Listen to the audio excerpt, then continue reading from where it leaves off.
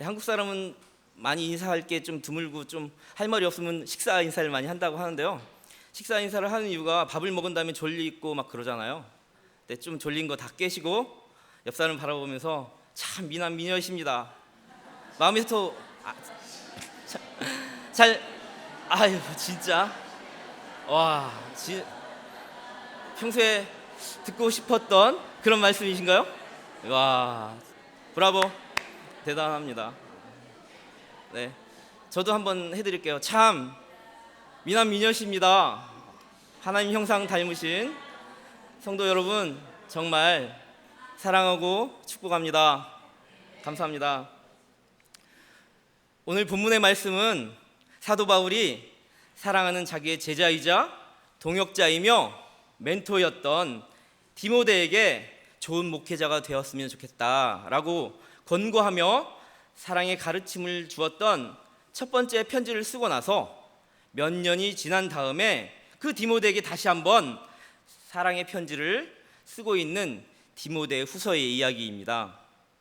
디모데 후서는 사도 바울이 쓴 13개의 서신 중에 가장 마지막 서신으로서 사도 바울은 자신의 순교와 박해를 예상하면서 그가 떠나기 전에 사랑하는 디모시에게 많은 가르침들을 주고 있었는데 그 말씀 중에서 오늘 본문의 말씀은 사도 바울의 마지막 가르침이다, 이렇게 말할 수 있습니다. 오늘 청년부 헌신 예배를 통하여 여기에 모이신 10대부터 20대, 30대, 40대, 그리고 80대, 그리고 90대까지의 주님의 청년들이 하나님의 사랑으로 인생의 항해길을 항해하고 경주차처럼 이렇게 막 달려나갈 때 성공하고 순탄한 항해의 끝을 향해 달려갈 수 있게 해달라고, 그런데 도움이 되는 그런 말씀을, 그런 진리의 말씀이 되시기를 간절히 소망합니다. 청년분들 암흑의 바다에서 허우적거리지 마시고 정신 차리시고 말씀과 은혜의 바다에서 순항의 길을 가시기 바랍니다. 자, 설교를 짧게 하면 더블 은혜가 있다고 하는데 저는 그런 재주가 별로 없습니다. 그냥 포기하시고 자, 은혜의 바다에 푹 한번 담겨 보실랍니까? 아멘. 자, 저는 우리 청년들에게 항상, 우리 청소년들에게도 마찬가지입니다. 항상 세 가지를 이야기합니다. 여기 모이신 여러분들도 다 청년들, 젊은이들이니까 이 세 가지를 잘 기억하시기 바랍니다. 첫 번째는 겸손과 섬김의 자세로 감사하는 마음입니다.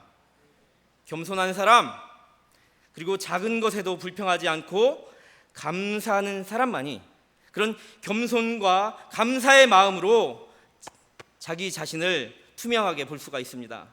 하나님 앞에서 내가 어느 만큼 위치하고 있는지 자기 자신을 직시할 수가 있습니다. 그렇게 겸손하고 감사한 사람만이 자기 존재, 자기 위치, 자기 주제를 파악합니다. 그렇게 하는 사람만이 자기 자신을 정말 잘 알 수 있게 되고 자신을 모니터링할 수 있는, 그렇게 돌아볼 수 있는 사람이 되는 것입니다. 자, 두 번째는 우리 청소년들 항상 기억하시죠? 지금 하면 바로 나오는데 여기에서 Here and Now입니다. 우리는 과거에만 묻혀 사는 존재도 아니고 그렇다고 또 내일 일을 잘 아는 그런 존재도 아닙니다. 지금 여기에서가 가장 중요합니다. 과거도 또 미래도 엄격한 의미에서 본다면 현재를 위하여 존재하고 있는 것입니다. 믿음과 은혜도 마찬가지입니다. 과거에 잘 믿었는데 다음부터 열심히 하면 돼? 죄송하지만 지금 여기에서 은혜 받지 아니하면 과거에 받았던 은혜나 과거에 열심히 믿었던 그 소망의 마음들은 어쩌면 티끌과 같고 재같이 내가 회개할 거리에 불과하지 않을지도 모르는 것입니다. 직장 생활이나 학교 생활도 마찬가지입니다. 오늘 할 것을 뒤로 미루지 않고 그날 지금 자기가 처한 위치에서 해야만 합니다. 만약에 그것을 미룬다면 어쩌면 정말 무능한 사람이 되어버릴지도 모릅니다. 자, 그렇다면 세 번째는 별세 신앙입니다. 육체가 돌아가신다, 죽는다 하는 그런 별세가 아니고 나의 삶이 세상과 이별하는 그런 별세를 말합니다. 인생이 세상과 벗하지 아니하고 그리스도와 함께하는 그런 삶이 곧 별세의 삶이며, 염세주의적으로 세상과 결별하는 그런 삶을 말하는 것이 아닙니다. 나의 삶의 기준을 그리스도께, 주님께 두고 세상과 타협하지 않고 살아가는 그런 성도의 삶을 말하는 그런 별세의 삶, 그것을 말하는 것입니다. 이 세 가지를 여러분들이 잘 기억하시고 그걸 염두에 두시고 오늘 말씀을 좀 귀 기울여서 들었으면 좋겠습니다. 사람들이 이렇게 한 살씩 더 나이를 먹어갈 때마다 우리는 그보다 조금 더 젊었을 때, 조금 더 어렸을 때의 지난 날을 돌이켜 보곤 합니다. 사실 여러분들 젊은이들이요, 이 젊음이 그 자체가 아름다운 것입니다. 청춘은 모든 가능성과 모든 이것들을 가지고 있습니다. 뭐라고 말을 할 수 없는 그 아름다움을 가지고 있습니다. 그렇게 본다면 여러분들은 엄청나고 큰 재산을 가지고 있는 것입니다. 여러분은 각자가 다 마찬가지입니다. 그런데 10대, 20대, 30대, 40대 늙은이가 있는가 하면 또 70, 80이 넘는 나이인데도 젊은이가 있습니다. 성경에서는 종종 40세의 나이를 소년이라고 표현하기도 합니다. 그런데도 우리의 현실을 한번 보십시다. 나이가 이제 10대이고 이제 20살, 30살밖에 되지 않았는데도 불구하고 애늙은이가 많아졌다라는 표현들을 많이 합니다. 왜 그럴까요? 자, 비록 나이가 20살, 30살, 아니 10살일지라도 모든 일에 의욕을 잃고 희망도 없이 염세적으로 회의적으로 산다면 그는 늙은이에 불과합니다. 세상의 가치와는 담을 쌓고 하나님의 사람으로서 성실하고 의욕적으로 사는 그런 별세의 신앙과는 전혀 다른, 세상이 주는 그런 즐거움에만 심취하고 즐길 뿐 나는 아무것도 할 수 없다라고 소극적으로 나는 스스로 늙었다 생각하는, 그렇게 매사에 피곤을 느끼며 주저앉는 그런 사람이 있다면 그것이 바로 애늙은이입니다. 그런 사람은 80을 넘기고 100세를 넘긴 사람과 다를 바가 전혀 없습니다. 그러나 백발이 성성한 사람이라도 나는 스스로 할 수 있다, 하나님께서 힘 주시면 내가 하겠습니다 하는 의욕의 사람이야말로 진정한 젊은이입니다. 그렇다면 그 차이가, 두 개의 차이가 무엇이겠습니까? 그것은 첫 번째, 내 인생의 항해 주인이 되시는 그 하나님을 신뢰하는가 신뢰하지 않고 있는가, 그 차이가 첫 번째이며, 둘째는 자기 자신의 마음가짐이 어떠한가의 차이입니다. 그런데 자기 자신의 마음가짐, 이것도 하나님을 의지한다면 자기의 마음도 다스릴 수가 있습니다. 자신감이 없고 의욕이 상실될 때에도 하나님을 의지하면 살아갈 이유가 생기게 됩니다.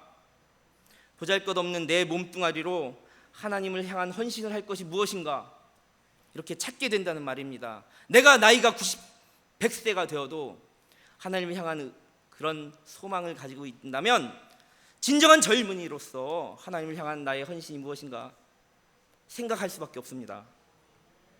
자, 슈버이처 박사의 이야기를 여러분들 다 잘 아실 것입니다. 그는 신학 박사, 철학 박사, 음악 박사였습니다. 그가 나이 40이 되기 전에 프랑스 선교단이 쓴 보고서를 읽게 됩니다. 아프리카에는 의사가 없어서 많은 환자들이 죽어간다.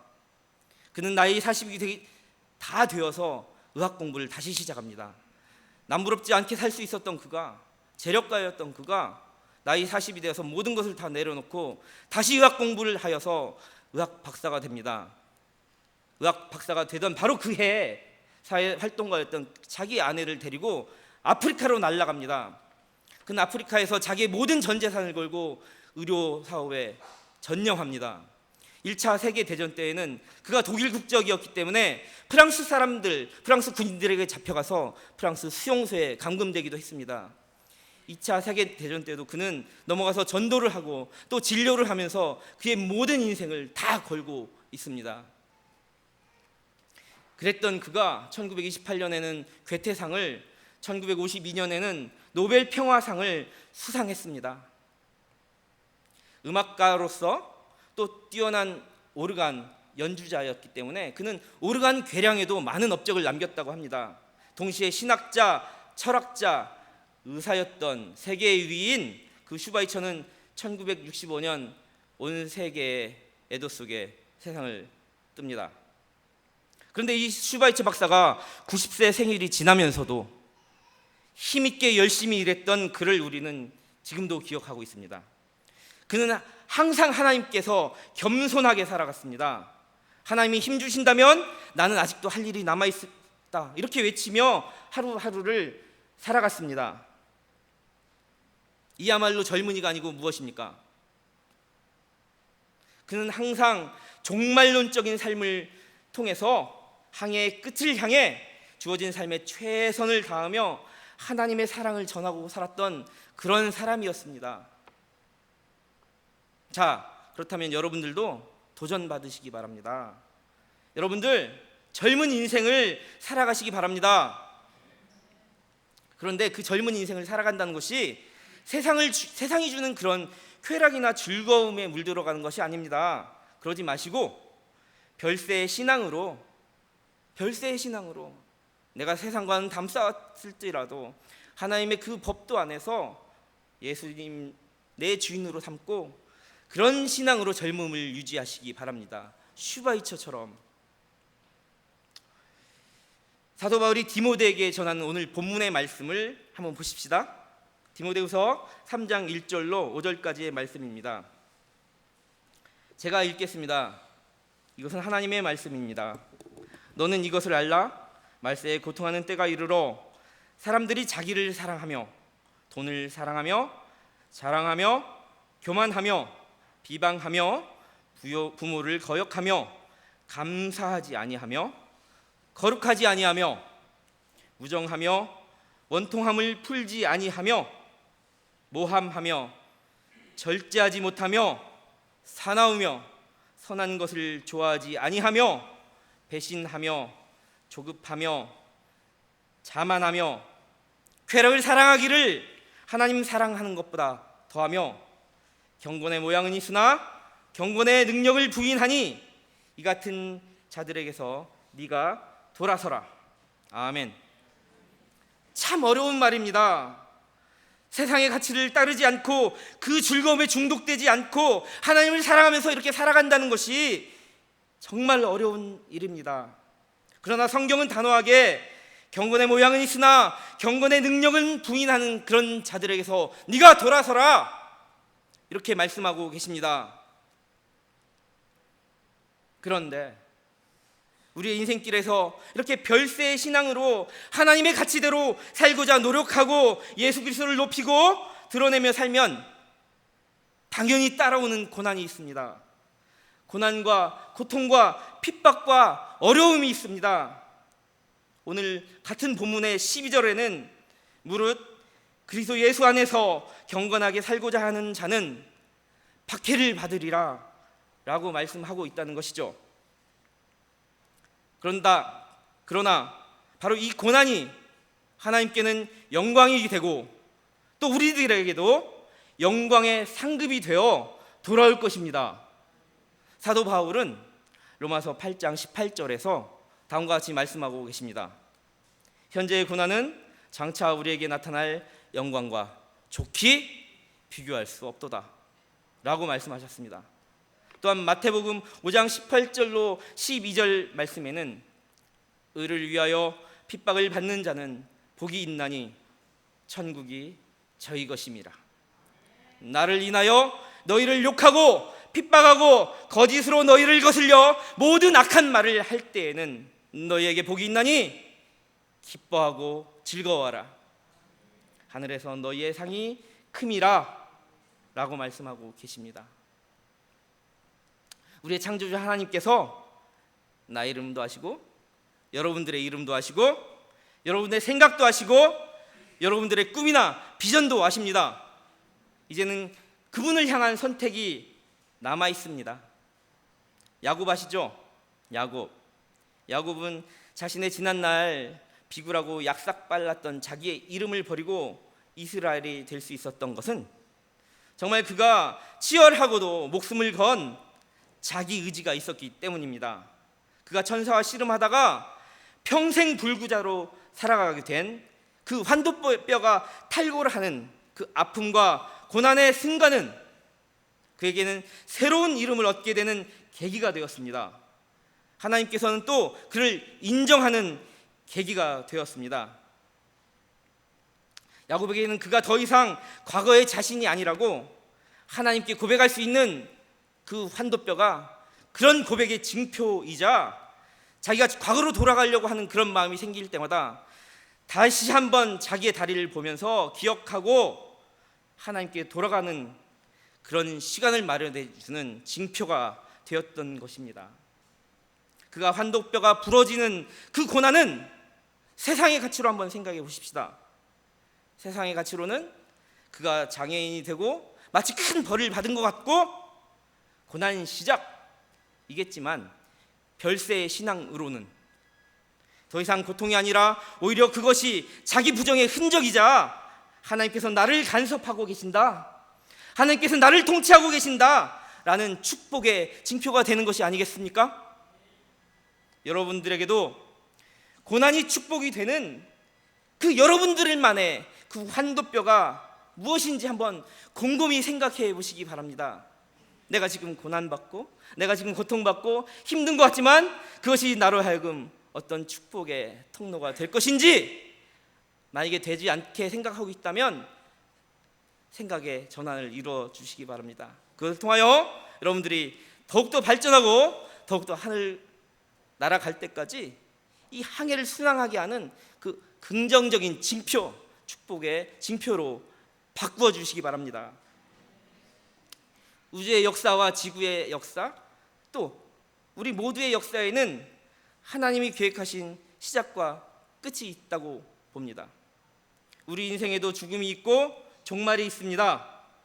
자, 이 종말이 몇 월 몇 시에 온다고 하는 그런 것은 날짜를 정해놓고 사는 것을 시한부 종말론이라고 하여서 이단으로 정죄합니다.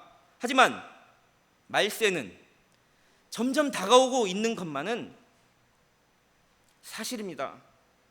그 누구도 그 시기가 언제인지 알 수는 없으나 우리는 깨어 기도하고 하루하루를 근신하면서 열심히 치열하게 살아야만 합니다. 예수님께서 가르치신 마태복음의 종말 교훈도 그러합니다. 남자들은 평범한 일들을 밭일을 하고 있고 여자들은 식사 준비를 위해서 평범하게 맷돌을 갑니다. 그런 상황에서 누구는 구원을 받고 누구는 버림을 받게 됩니다. 자, 만약에 여러분들에게 누군가가 당신 내일 죽게 되면 무엇을 하겠느냐? 이런 말을 만약에 하신다. 그럼 여러분들은 나는 뭐를 하고 나는 뭐를 하겠다고 막 혹하고 막 잡다한 것들을 생각하지 마시기 바랍니다. 이런 말이 있습니다. 영원히 살 것처럼 하루하루를 배우고 내일 죽을 것처럼 살아라. 이런 말이 있듯이 세상의 즐거움이나 쾌락을 쫓는 것이 아니고 또 아까 말했던 것처럼 기도 시간에 말했던 것처럼 세상이 주는 가치, 약육강식이나 적자생존이라는 세상의 가치대로 그렇게 사는 것이 아니라 그리스도를 위하여 하나님의 영광을 위하여 내가 무엇을 하며 잠잠하게 그리고 치열하게 하루를 살아갈까 그런 고민을 하시기 바랍니다. 자, 여러분들은 어떻게 살아가시겠습니까? 자, 그렇다면 여러분들은 이 자리에 무엇을 위하여 나오셨습니까? 여러분들이 믿음으로 살아간다는 것은 무엇입니까? 그렇다면 지금 우리가 하고 있는 이 신앙생활이라는 것은 무엇입니까? 내가 기독교라는 하나의 종교를 소유하고 있다? 그런 정도가 아니라 바로 그 기독교의 진리 안에 나의 삶의 전부를 거는 것을 의미하는 거 아니겠습니까? 바로 이런 점이 다른 종교를 믿는 사람들과 예수 그리스도를 통하여 성령의 도우심으로 하나님을 섬기는 우리들과의 차이점입니다. 자, 제가 해병대 출신입니다. 자, 바다를 보고 있으면 다른 사람들과 좀 다른 그런 느낌이 있습니다. 여러분들은 서해에서 바다를 보는 느낌하고 또 동해에서 바다를 보는 느낌하고 많이 다르죠? 자, 어떤 이들은 뭐 괌이나 사이판에서 바다를 보면 참 매력 있다 이렇게 말하기도 합니다. 또 다른 매력이 있습니다, 분명히. 또 어떤 사람들은 무릎까지 오는 바다에서 첨벙거리고 놀고 바다에 대해서 이야기하기도 하고, 또 어떤 사람들은 갯벌에서 놀기도 하고, 또 어떤 사람은 바닷물을 한 모금 먹어보기도 하고 바다에 대해서 얘기합니다. 또 어떤 사람들은 배 위에서 바다에 대해서 본 바다에 대해서 이야기를 합니다. 바다는 이렇더라. 또 어떤 사람은 풍랑이는 파도와 폭풍 속에서 바다를 바라보며 바다란 이런 곳이구나 이렇게 말하기도 합니다. 제가 풍랑 속에서 훈련도 해보고 또 갯벌 속에서 뒹굴어보고 바닷물에 수영도 해보고 또 죽을 만큼 물도 먹어보고 또 스킨스쿠버를 통해서 작전을 하거나 아니면 괌이나 사이판 같은 데서 놀러가서 잠수를 해봐도 많은 차이가 있습니다. 이 바닷물 속에 몸을 푹 담그고 들어가면 그냥 바다를 밖에서만 본 거하고는 분명히 플러스 알파가 느껴집니다. 여러분들, 기독교 진리를 믿는 우리에게도 바로 그런 플러스 알파가 존재합니다. 우리가 진리 안에 몸을 푹 담갔을 때 그때 비로소 느끼는 플러스 알파가 분명히 있습니다.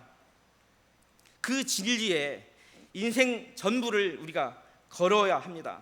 우리 성도들은 90세가 되어도 젊은이의 감성을 가지고 열심히 살아나가는 그런 슈바이처처럼 하나님의 진리 속에 몸 전체를 푹 잠수하듯이 담가가는 그런 존재인 것입니다. 그 진리에 우리의 인생의 전부를 거는 사람들인 것이며, 그런 우리가 바로 그리스도인이며 신앙인인 것입니다. 자, 신앙생활이라는 것은 무엇입니까? 그 진리의 인생의 전부를 거시겠습니까? 그 진리의 인생을 어떻게 거시겠습니까? 그것은 여러분 청년들, 여기에 모이신 10대부터 100세까지의 모든 젊은이들이요, 주님께 말씀드리기 전에는 내가 누구에게도 말하지 않겠다, 그렇게 다짐하시기 바랍니다. 하나님의 말씀 앞에 무릎을 꿇기 전에는 내가 하루를 시작하는 것을 하지 않겠다 하는 그런 기도의 사람들이 되시기 바랍니다.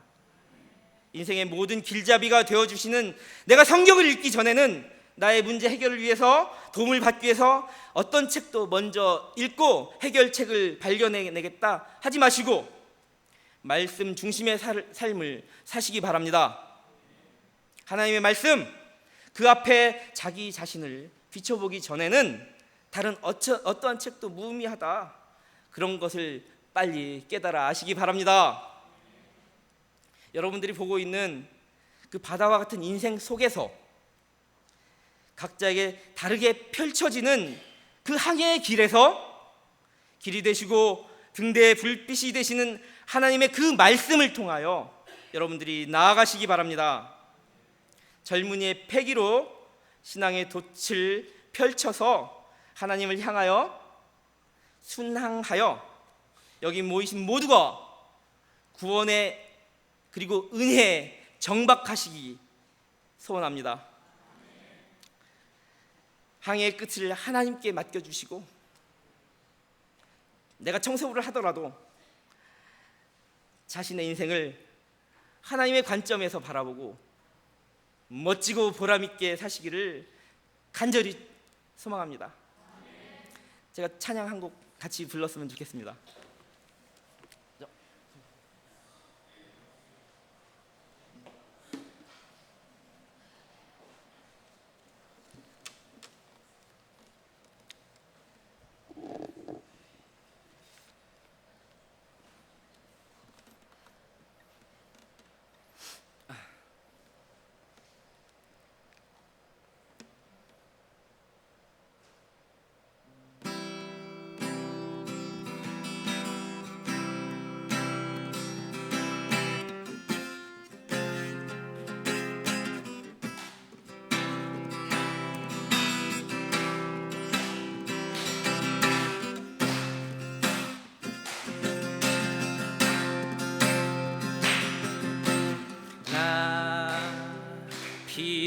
비로소 이제 깊고 넓은 바다 간다.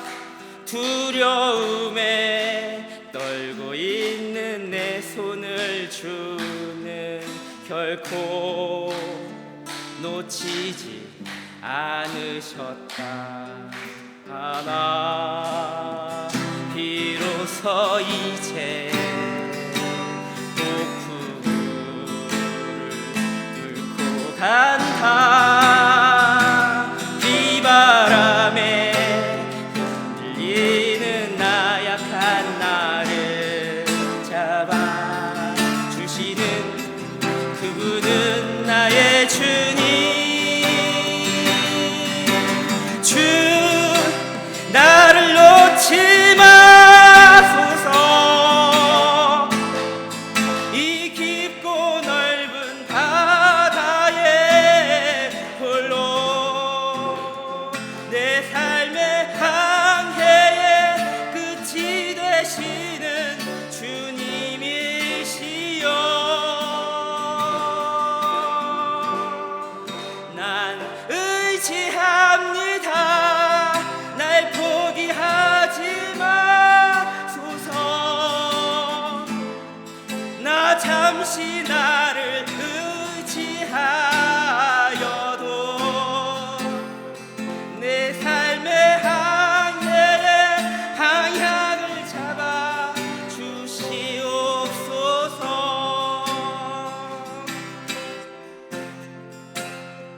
이 깊은 바다에 날 홀로 버려 두지 마소서.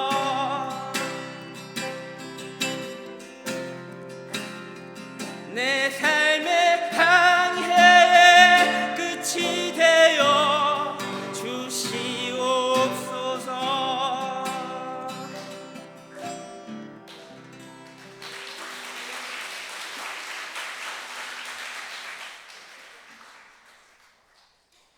사실 여기 뒤에 차장이 같이 나오고 같이 부르려고 했었는데 제가 덕창했네요. 자, 그렇다면 이런 멋진 인생의 항해의 끝을 달리기 위해 우린 어떻게 해야만 하는 것일까? 말씀이 말씀하시도록 오늘 본문을 소개하고 마치려고 합니다. 디모데후서 3장 14절부터 15절, 16절, 17절까지의 말씀입니다. 제가 읽겠습니다. 그러나 너는 배우고 확실한 일에 거하라. 너는 네가 누구에게서 배운 것을 알며 또 어려서부터 성경을 알았나니 성경은 능히 너로 하여금 그리스도 예수 안에 있는 믿음으로 말미암아 구원에 이르는 지혜가 있게 하느니라. 모든 성경은 하나님의 감동으로 된 것으로 교훈과 책망과 바르게 함과 의로 교육하기에 유익하니 이는 하나님의 사람으로 온전하게 하며 모든 선한 일을 행할 능력을 갖추게 하려 함이라. 아멘. 아멘. 그렇다면 하나님의 사람으로 온전하게 하여 선한 능력을 갖추면 어떤 점이 변화되고 또 회복되는지, 그것은 다음 시간에 기회가 된다면 다시 나눴으면 좋겠습니다. 여러분들 모두가 첫 번째 겸손과 감사함으로, 두 번째 지금 여기에서 은혜의 말씀 안에서 푹 담겨지시고, 세 번째 별세하여 죽은 것 같으나 오직 한 분 중보자이시고 길과 진리시며 생명이신 예수 그리스도께 여러분 인생의 항해의 끝을 맡기시는 젊은이들이 모두 다 되시기를 간절히 소망합니다. 기도하겠습니다.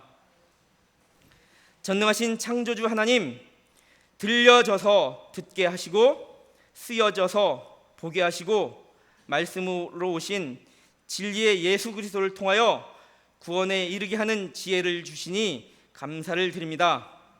우리들로 하여금 겸손하고 감사하게 하시고 지금 여기에서 역사하시어 젊은 청년의 때에 호성세월하지 않게 하시고 별세한 듯 하지만 저야만 승리하는 참 신비를 깨닫게 하소서. 꿈과 비전을 마음껏 펼치는 우리의 삶의 바다 위에서 하루하루를 하나님 영광 위하여 열심을 다해 치열하게 살게 하시고 우리 인생의 항해의 끝을 잡아주소서. 예수님의 이름으로 기도합니다. 아멘.